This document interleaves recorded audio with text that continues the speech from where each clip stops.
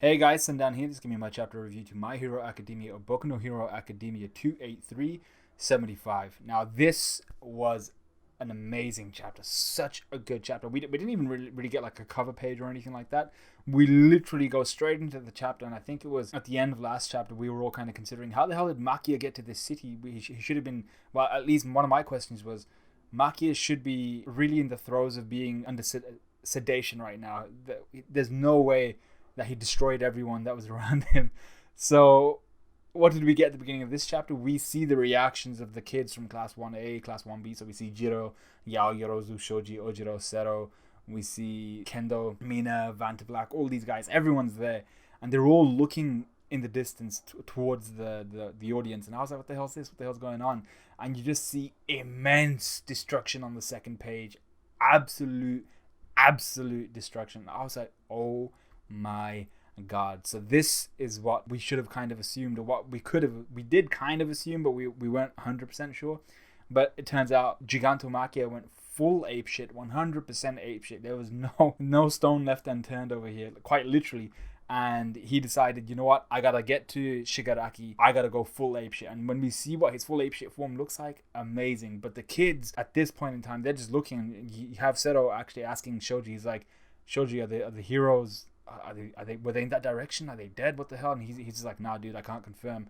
I have no idea. They're too far away. And we see actually Tokoyami with Hawks, and he saved a couple of the what must be first aiders, doctors, and stuff like that they had set up around back, just to make sure that any heroes that were damaged could get some medical attention. He's there shitting his pants because they've all been bandaged up now. Hawks has been bandaged up. You can see Tokoyami, his leg's been bandaged up as well. I think he's got a splint around it.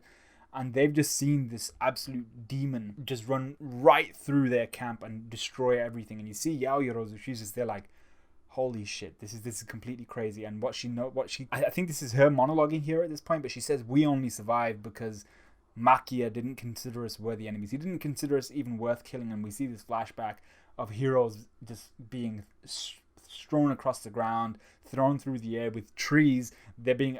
Trees are being uprooted. That's how powerful Gigantomachia's swipes are here. And you see the destruction at the beginning of this chapter. These aren't some timid strikes. These are some deadly strikes. And you see Fat Gum, Sun Eater, they're all in the midst of it. And we have no idea how any of these guys are doing. Are they dead? Are they not? We go on to the next page, page 4. This is probably going to be my thumbnail, but it won't do it justice at all. You see Makia down. He's got his stone visor down. His incisors, they're not even really incisors because they're at the back, but his sharpest teeth have gone absolutely humongous. His jaw has opened up a little bit wider, and he's using some really unique quirks here. He's got like these stone-based claws, which are absolutely huge, and they're pretty much what dealt all this damage. He's just basically unearthing everything, probably a good 10-20 meters into the ground. His form here just looks absolutely insane. He actually looks like a demon. And then you have all the kids beneath him, like Yao Yorozu, you see Sero, they're all trying to pull people out, and they're running at the same time, making sure that they stay alive. While this is happening, you just see this one hand kind of start airbending, and it turns out it's Majestic. He basically he does what Kuma does to the Straw Hats in Sabari Archipelago. He's just like, all right guys, y'all are getting out of here, and he just flings all the kids out of harm's way, which was a sick move by him. But what I also loved about Majestic's kind of input here is, as he's probably very realistically about to die, he says to Yao Yorozu in particular, I think, and probably to Kage if she's there, because they interned under him, but he says to the other kids as well, he's like, your decisions and actions were correct. You played everything right. I would have done the same thing, essentially. I would have done the same thing you guys were doing if I was in your situation. Whatever happens now, don't doubt yourselves. Don't doubt that you did the right thing. And we then proceed to go to Mineta, who instantly, as soon as we see that flashback, he's like, maybe I should start questioning exactly what we did. He says, our decisions, our moves, did we do the right thing? As heroes, did we make the right choices? Did the other heroes make the right choices? And then we see Makia storming through a city, destroying everything, all these other villains going through it as well, civilians being hurt, most likely killed. And he's saying to himself and the other kids, he's like, did we just make it all worse? What he means here is, it wasn't necessary for us to go and take on Shigaraki at this point in time. It wasn't necessary for all the heroes to come and wage absolute war against all these villains in the League of Villains, the Paranormal Liberation Front. We didn't need to do that. This could have been a more covert thing like what Hawks was doing. But we chose to go all out, bet everything, 100%. We're going to go in, clear them out, win this war against villains. The counter argument to that is, if we fail, there's a quite a large chance that maybe civilians could get messed up in all of this, could get injured, could get hurt, could get killed. It turns out that the absolute worst case scenario has actually occurred, where Makia has run from one side of the country, essentially, well, not even country, from another city to the city that they're in right now, and he's just torn everything up in between. So there's really no accounting for that. But Mineta is asking, maybe we made the situation worse than it ever could have been if we hadn't actually gone through with this plan, which is fair. But I still agree with them personally, having decided to take a more proactive approach rather than continuing to be reactionary. As we see Gigantomachia storming through this city, we see on his back Dabi is absolutely loving it.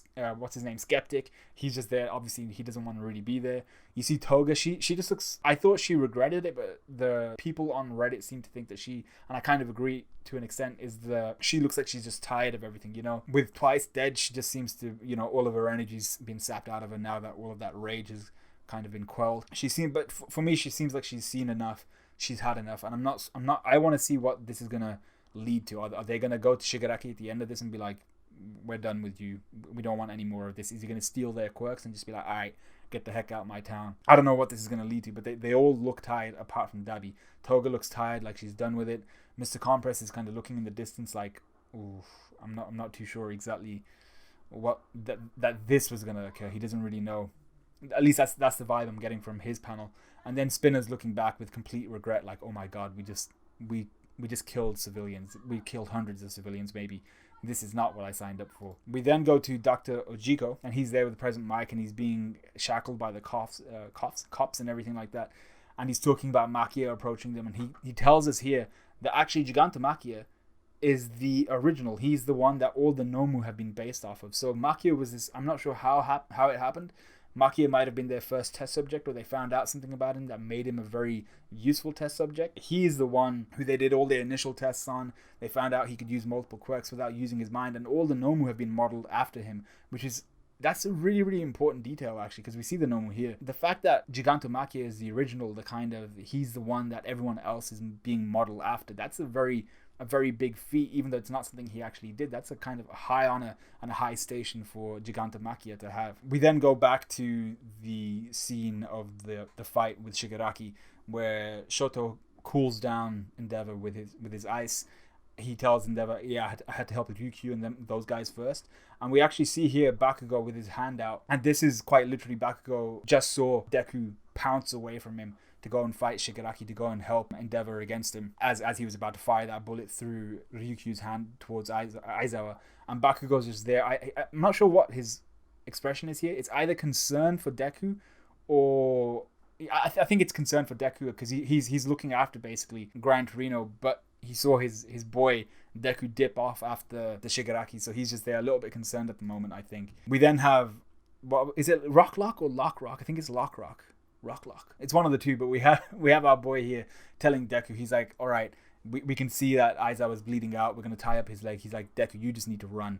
Get out of here." And Deku, in absolute filthy rage, drooling, crying, he's just like, "No." And I was like, oh my god, like he just looks insane here. He looks absolutely pissed. Then we have Shigaraki still kind of thinking, "Oh yeah, I'm the shit, these guys can't do jack against me." And he actually says, "Welp, time to die." And I was like, really? Is this what they actually translated it to? And his body splits from the right side. His right shoulder just comes apart through his chest. And this is what we've all been waiting for. The effects and the repercussions of not having completed his transition into All for One. This is what being at 75% has done to him. And Deku sees it and he realizes straight away, oh my god, he can't control his power. An immense power has been put into a body which isn't ready for it. Just like the person who'd be the most familiar with this is Deku, who had One for All given to him, and he couldn't hack it. Every time he did a full power attack, he would break something or anything like that. Not even a full power attack. If he went anything above the percentage he could take at that specific moment in time, he would break something, he would tear something. So Deku recognizes straight away, this looks familiar. And you see Shigaraki here, he's just like, oh, wait a sec, I get why I was busted up a second ago, because I was pushing my body past its limits when I didn't have hyper regeneration because of Aizawa stopping my quirk. He was erasing my quirk, but now that I have it back, what the hell's going on? And he quickly realizes, he's like, oh shit, something's not right here. What date is it? have I come out at the right time? With that, we get a small flashback as Shigaraki's kind of wondering, what the hell date is it? We get that nice flashback where we see Mirako breaking his kind of capsule at 75% completion. We see Mirako hanging on to dear life as another hero is running with her towards a hospital or something like that. I'm not actually sure where he's running towards. Shigaraki here is like, whatever, I'm just going to touch the ground, decay everything. Hyper regeneration is still working. I just seem to be breaking apart for some reason or other. Deku is like, nah, this is not how it's going to go.